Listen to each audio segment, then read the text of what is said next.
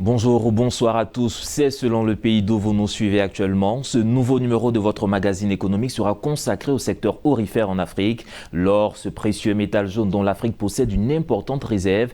L'Afrique du Sud possède une réserve de 125 tonnes d'or, la Libye 117 tonnes, l'Égypte 80 tonnes, le Maroc 22,12 tonnes. Ces pays font partie du top 5 des plus importants pays avec des réserves d'or en Afrique. Au niveau de l'Afrique de l'Ouest, nous pouvons citer le Mali, le Burkina Faso, la Côte d'Ivoire et surtout le Ghana, qui est le premier producteur de la région. Mais largement sous-exploitée, la région attire un nombre croissant d'acteurs industriels étrangers. Mais si l'essentiel de la production est assuré par les industriels, l'orpaillage clandestin touche tout le Sahel et fait vivre des millions d'orpailleurs artisanaux. Le phénomène a pris une ampleur considérable ces dernières années au risque de conflits territoriaux entre industriels et artisans, avec le danger de voir des activités agricoles délaissées au profit d'une quête de fortune immédiate. Décryptage dans cette émission avec nos invités de l'orpaillage clandestin en Afrique. Nous sommes avec M. Sadia Zouzou, spécialiste en intelligence économique. Merci d'être avec nous. Merci beaucoup, Soumaro, de nous avoir une fois de plus invités pour échanger aussi sur l'orpaillage clandestin. Et avec nous ici en studio, M. Ouattara Barado, vous êtes spécialiste d'analyse sectorielle. Merci encore d'être avec nous. Merci M. Soumaro de nous donner l'occasion de nous prononcer sur ce problème, disons ce phénomène qui est très important pour le développement durable de nos pays. Un problème, on va le dire, depuis quelques années. L'or, ce précieux métal jaune, attise de plus en plus la convoitise de grandes compagnies internationales sur le continent africain. Mais on note aussi quand même ces dernières années une montée en puissance de la production artisanale et surtout de la production clandestine, l'orpaillage clandestin. Comment est-ce que vous pourrez définir l'orpaillage clandestin? Merci beaucoup, Smaoro. L'orpaillage clandestin se définit comme étant la recherche et l'exploitation artisanale de l'or dans les rivières aurifères. Lorsque vous cherchez c'est la définition standard, basique, en ce qui concerne l'orpaillage clandestin.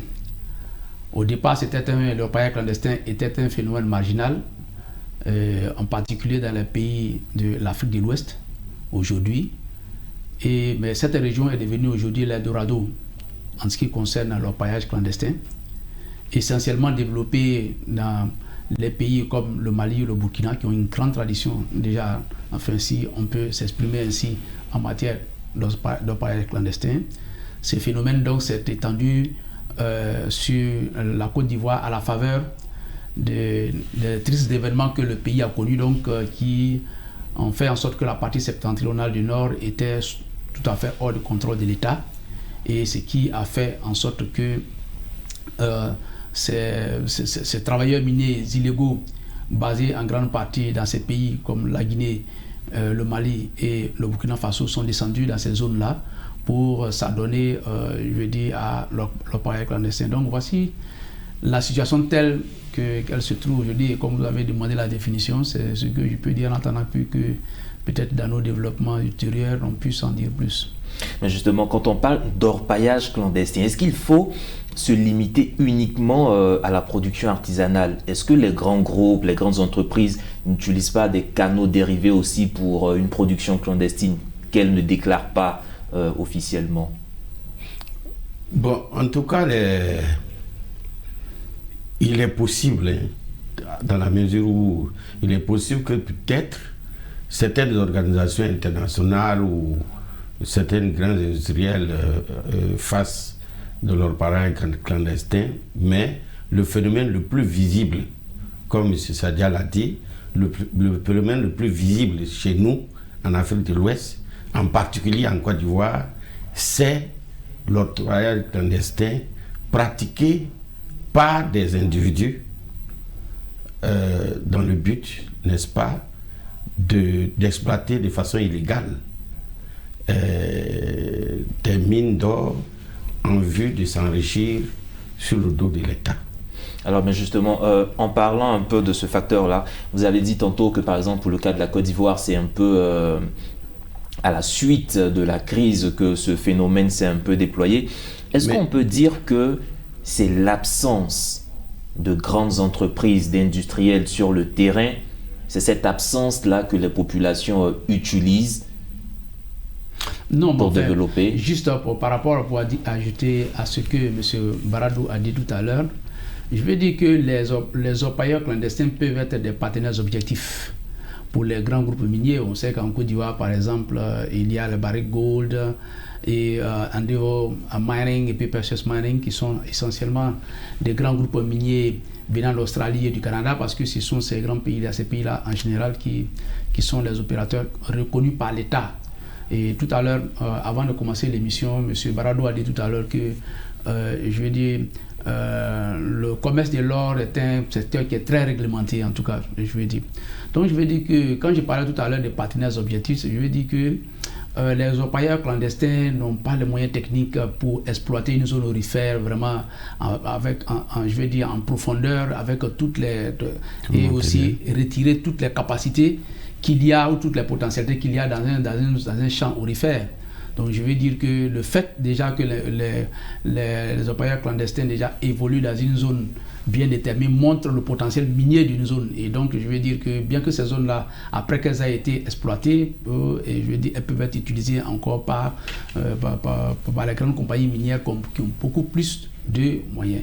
Alors, le processus est quand même assez différent. C'est la commercialisation, par exemple, des productions des grandes compagnies minières suit un processus, je vais dire, bien traçable qui va, je vais dire, dans la filière, la commercialisation mondiale de l'or. Par contre, la commercialisation des produits de l'orpaillage clandestin suit, je vais dire, un circuit de vente parallèle qui n'est pratiquement pas traçable. Tout à l'heure, et nous parlions, je vais dire, de l'Afrique de l'Ouest comme étant l'Eldorado, mais je pense plus aussi des pays de l'Afrique de l'Est et des pays de l'Afrique centrale. On sait par exemple qu'il y a un manque à gagner de 5 milliards de dollars, qui équivaut environ à 3 000 milliards de francs CFA pour ces pays-là qui perdent de l'argent. Et ces sommes d'argent, effectivement, vont véritablement dans le circuit de vente parallèle de l'or avec pour épicentre mondial le Qatar. D'accord, on reviendra tout à l'heure un peu sur la destination et l'utilisation de ces fonds. Mais je vais revenir encore tout à l'heure quand vous parlez de ces orpailleurs clandestins et des zones sur lesquelles ils opèrent. Est-ce à dire qu'ils prennent pour repère les grandes structures? Parce que pour quand même savoir qu'une zone est productrice d'or ou regorge d'or, il faut que des explorations aient été faites. Donc, est-ce que ces orpailleurs suivent un peu les grands industriels quand on sait que dans telle zone, on sait qu'il y a de l'or, donc ils viennent s'installer autour de ces grandes industries ou de manière artisanale, ils arrivent quand même à dénicher ces zones aurifères? Je pense que pour revenir un peu sur ce que Sadia avait dit tout à l'heure, il faut comprendre que la définition dit la recherche et l'exploitation de l'or de façon artisanale. Or, quand on dit la recherche aurifère nécessite des technologies. Mais étant entendu que ces populations n'ont pas d'abord le savoir et le savoir-faire qu'il faut pour pouvoir le faire, ça voudrait dire que ces populations, ces opérateurs suivent les pas des industriels. Je le dis parce que il est plus difficile pour une population, pour un individu, de venir exploiter une zone dans laquelle elle n'est pas sûre d'avoir de l'or. Mais s'il y a déjà une société minière qui s'est installée, il y a des squatteurs autour qui viennent essayer de développer cela. L'autre raison qu'on pourrait ajouter tout à l'heure par rapport à ce que Sadia a dit, c'est que depuis 2010 quand même, la stratégie de développement du domaine minier a été adoptée par le gouvernement. C'est-à-dire que le gouvernement a décidé que au niveau des mines, on pouvait exploiter des richesses du sous-sol pour en faire un levier de développement. C'est ce qui pourrait expliquer que parallèlement aussi, les individus ayant le goût de la facilité, parce qu'il est plus facile d'imaginer qu'on va trouver de l'or un gramme d'or qu'on va vendre plus cher que d'imaginer qu'on va faire 1 hectare de coton, je parle du Nord, et que cet hectare de coton va nous reporter tel élément. Donc je pense que l'une des explications, c'est le suivi des industriels, mais il y a aussi la recherche du gain facile. C'est vrai que les gens sont venus des pays limitrophes où eux, ils avaient déjà commencé à exploiter de l'or depuis des années. Je parle du Mali, du Burkina, des autres pays qui sont frontaliers à la Côte d'Ivoire. Mais quand ils sont arrivés, ils n'ont fait que encourager ou bien apprendre aux autres à le faire, même s'il n'y a pas d'études qui le montrent. Parce que les gens ne peuvent pas se mettre à exploiter, à rechercher comme ça. C'est dans les zones où les gens estiment qu'il y a des industriels qui le font. Ils se disent que bon, s'il y en a à 30 km d'ici, c'est que nous aussi on peut tenter de le faire ici et on est sûr qu'on pourrait peut-être avoir de l'or. Donc c'est ce que je voulais ajouter. Moi, il apparaît des cas de la Côte d'Ivoire, je voudrais par rapport à la question, il faut se baser peut-être aussi sur les savoirs endogènes. Si quand on se réfère à l'histoire, on l'a étudié dans les livres de l'école primaire, Massa Kankou Moussa, l'empereur malien, qui au cours de son pèlerinage à la Mecque a sémé de l'or sur son passage depuis le Mali jusqu'à la Mecque et au retour, qui est rentré dans les légendes. Aujourd'hui, on parle de Massa Kankou Moussa comme étant l'homme le plus riche du monde de tous les temps aujourd'hui. Donc je veux dire que ce sont des éléments-là qui sont des éléments historiques qu'il faut prendre en compte. Je veux dire qu'il y a des savoirs, des savoirs endogènes qui permettent par exemple, je veux dire à l'origine des savoirs, par exemple qu'il y avait des indices dans certaines régions. Je sais par exemple que dans la tradition baoulé, chez les baoulés par exemple, la zone des Boaké est une zone naturellement où il y avait des artisans qui faisaient le travail de l'or, donc on avait des indices. Donc il y a et ça c'est un élément aussi à prendre en compte. Et de nos jours aujourd'hui, par exemple, le matériel de détection de l'or n'a jamais été aussi vulgarisé que cela. Si vous allez dans le commerce, que vous cherchez, je vais dire des machines pour détecter l'or, vous allez pouvoir en trouver très facilement et ça ne s'est jamais autant démocratisé que de nos jours aujourd'hui. Autre élément très important qu'il faut prendre en compte, c'est que lorsque, au niveau institutionnel, lorsque vous vous rendez, par exemple, auprès d'institutions comme la SODEMI, qui est l'agence qui gère les activités minières de Côte d'Ivoire, vous pouvez trouver des cartes minières au niveau de la Côte d'Ivoire. Donc, je vais dire que ce sont ces éléments-là qu'il faut prendre en compte. Ça ne veut pas dire, bien entendu, que ces entreprises-là, par exemple, ces orpailleurs clandestins ne travaillent pas, j'allais dire, dans les pas des grandes compagnies minières. Et je veux dire que c'est tout à fait normal. Donc c'est ce que je voulais véritablement ajouter. Alors justement, en parlant de ces zones qui attirent davantage, on voit aussi que ces pays, ces régions où il y a ce développement de l'orpaillage clandestin, on voit que ce sont des zones qui sont aussi affectées par de nombreuses crises. Quand on prend par exemple le cas du Sahel, donc arrivé un moment, on se demande est-ce que toutes ces crises, ces tensions géopolitiques qu'on voit ne sont pas liées quelque part à l'exploitation de ce minerai? Oh, c'est tout à fait logique. D'abord, dans un premier temps, lorsque vous prenez la surveillance des groupes armés, que ce soit des groupes armés conventionnels ou bien des groupes armés non conventionnels, vous devez savoir que les groupes armés, lorsqu'ils s'installent sur un territoire, c'est dans une perspective de convoitise, soit par exemple des ressources. Ça peut être des ressources minières, des ressources minéralières et des ressources pétrolières. Donc il n'y a pas de groupe armé qui s'installe sans une idée de prédation, par exemple d'une ressource minière quelque part. Donc ça c'est un élément très important. C'est aussi valable pour les groupes armés, je vais dire conventionnels, que aussi les groupes armés non conventionnels. Vous voyez par exemple des États qui interviennent par exemple dans certaines zones, interviennent lorsqu'il y a des ressources qui sont en jeu et par exemple et peuvent intervenir par exemple pour préserver les intérêts par exemple des multinationales, de certaines puissances. Donc ça veut dire que que vous preniez soit par exemple en Afghanistan, partout ailleurs, lorsqu'il y a la présence des groupes armés est toujours liée, je vais dire, à la présence et à l'existence je vais dire, des richesses minières et minéralières, parce que ce sont ces ressources-là que ces groupes armés-là utilisent pour se financer. Et il y a toute une contrebande, toute une filière qui est rattachée au commerce et à la vente de ces produits-là.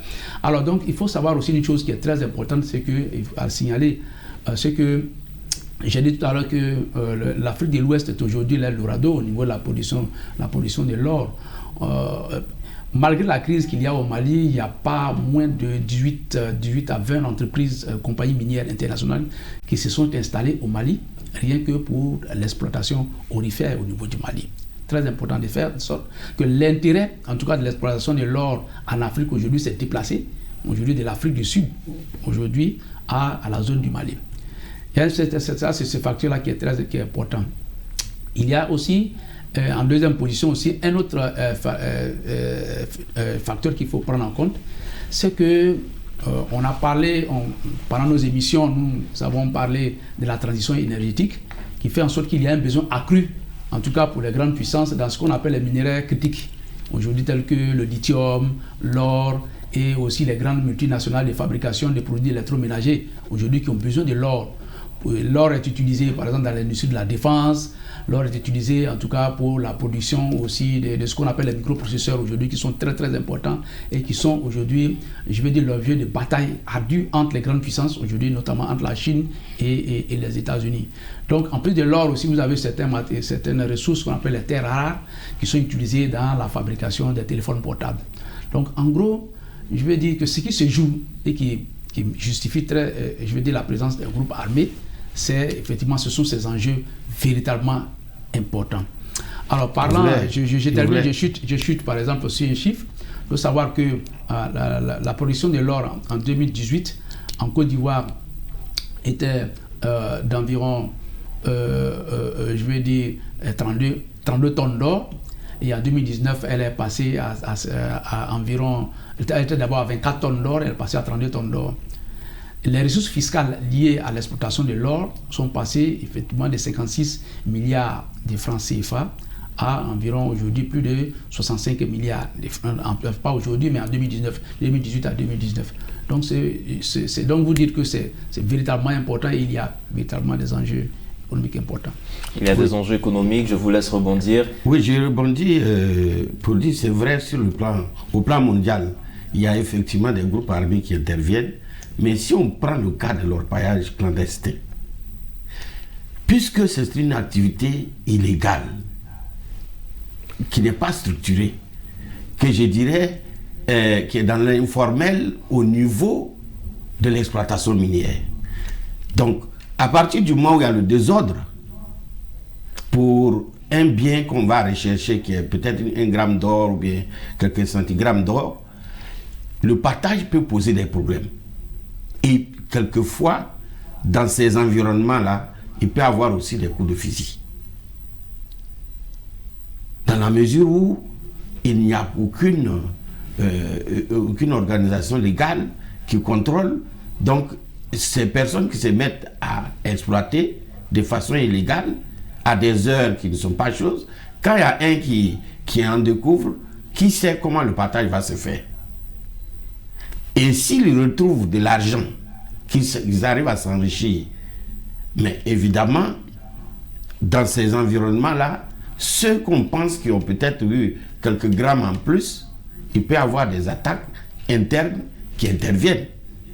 C'est en cela que l'orpaillage clandestin est un élément d'insécurité pour les villages ou les régions dans lesquels il y a ce type de formule. L'exemple récent, c'est, on va le dire, c'est l'actualité. À Kokumbo, vous vous souvenez, oui, où il y a eu des tirs entre, effectivement, les forces de l'ordre, c'est la télévision nationale qui l'a dit, hein, entre des forces de l'ordre et puis des populations, pour de l'or. Mais est-ce que tout ça, c'est dû à quoi? C'est certainement l'exploitation pas vraiment organisée. L'exploitation illégale. Oui, mais alors fait, permettez-moi de dire... Moi, je vais mettre le mot illégal entre parenthèses, hein, mais je vais dire que ce qui se joue, ce qui se joue dans l'orpaillage clandestin, c'est une activité qui est illégale, entre guillemets, mais qui est tolérée. Pourquoi elle est tolérée? Je veux dire que les enjeux de sa tolérance sont énormes. Parce que le commerce mondial de l'or a son circuit officiel, mais ce commerce aussi a son circuit officieux. Alors donc, il faut peut-être essayer je voulais quand même dire les choses, de ne pas être peut-être très alarmiste, tolérer, mais parce que l'État ne peut pas déployer ses forces partout. Oui. Mais sinon, en réalité, je crois le gouvernement a pris des mesures pour faire en sorte que ceux qui exploitent de façon artisanale l'or, on puisse donner aussi des agréments à des villages.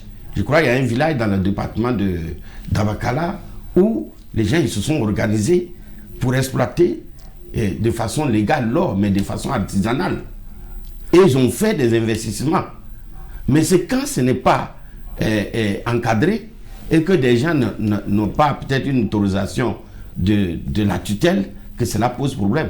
Ça, c'est mon avis. Alors, oui, permettez-moi d'aborder par exemple, il faut dire que depuis 2014, en Côte d'Ivoire, il y a le code minier. Justement, ça là on veut mais dire. Est-ce qu'il y a une réglementation? Est-ce que cette réglementation... C'est les intérêts. À partir du moment où il y a l'intérêt... Monsieur Ouattara, le code minier de 2014 dit qu'il est interdit d'utiliser certaines substances telles que le mercure et aussi de préserver les terres arables, c'est les terres cultivables pour ne pas exposer les populations à l'insécurité alimentaire. Mais je veux dire que, mais en même temps, en 2016, l'État de Côte d'Ivoire a créé un projet, je parle du projet de rationalisation de l'orpaillage clandestin, c'est-à-dire pour pouvoir permettre, à défaut de combattre, donc je veux dire que c'est pas l'État de Côte d'Ivoire, ce phénomène-là s'étend jusqu'en Afrique, en RDC, au Cameroun, au Kenya, au Rwanda, etc. C'est pas seulement l'État de Côte d'Ivoire, au Mali, j'ai bien dit, puisque nous sommes dans notre zone ici. Mais je veux dire que ce programme national de rationalisation de l'orpaillage a pour but d'accompagner, je veux dire, de créer ce qu'on appelle les mines écoles pour permettre de canaliser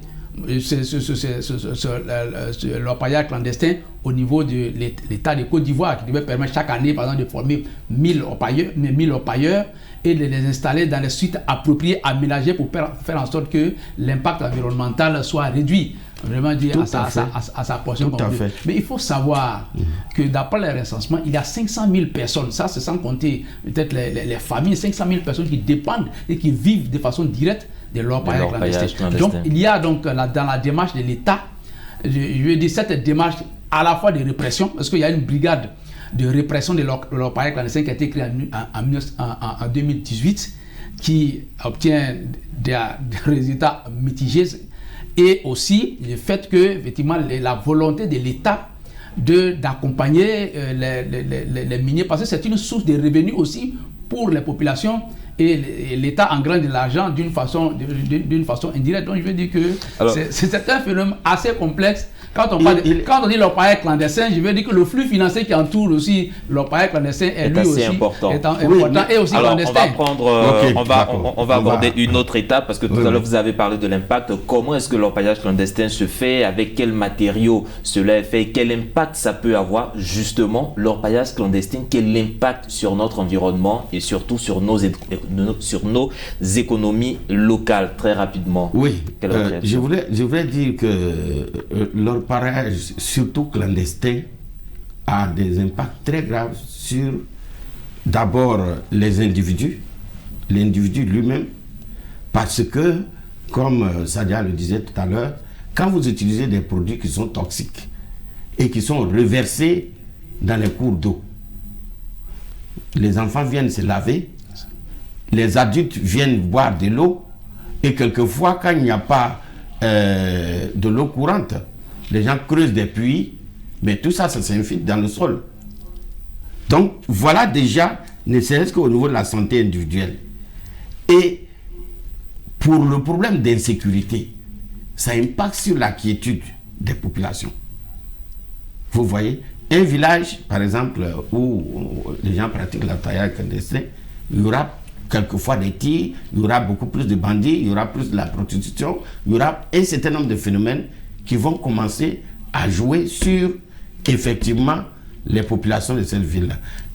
Au plan environnemental. Mais quand il y a l'orpaillage clandestin, les terres fertiles sont déjà infestées. On ne peut plus cultiver des cultures vivrières. Mais d'abord, la recherche de l'orpaillage clandestin, j'assimile ça un peu à un jeu de hasard. Vous partez creuser, vous pouvez en trouver comme vous pouvez ne pas en trouver. Mais il est plus sûr de planter un régime de bananes ou bien un pied de maïs que vous allez manger que d'aller détruire l'environnement alors que les populations ne pourront pas se déplacer facilement. Donc déjà du point de vue de l'environnement, c'est touché. Du point de vue social, c'est d'autres habitudes qui viennent. Il y a des gens qui viennent d'ailleurs, ça développe, comment on appelle ça, même la prostitution, la délinquance. Ça arrive dans ces régions rurales-là, comme si c'était effectivement. Donc les effets sont vraiment très néfastes pour l'homme, pour la société et pour le développement du pays. Oui. Un appel au pouvoir public, mais un appel aussi à beaucoup plus de vigilance sur le code minier qui est mis en place. Comment le vulgariser davantage? Comment permettre à nos populations de pouvoir vivre en harmonie avec ces entreprises, ces industriels qui viennent, et surtout comment ne pas s'adonner à l'orpaillage clandestin à tout va. Messieurs, merci encore pour vos contributions. Je rappelle que nous étions avec M. Sadia Zouzou, spécialiste en intelligence économique, merci, et M. Ouattara Barado, spécialiste d'analyse sectorielle et de stratégie. Merci encore pour vos contributions. Mais le débat reste ouvert et surtout un appel à nos autorités pour plus de vigilance. Aujourd'hui, nous parlions du secteur aurifère en Afrique et surtout de l'orpaillage clandestin. Merci de nous avoir suivis et agréable suite au programme sur nos antennes.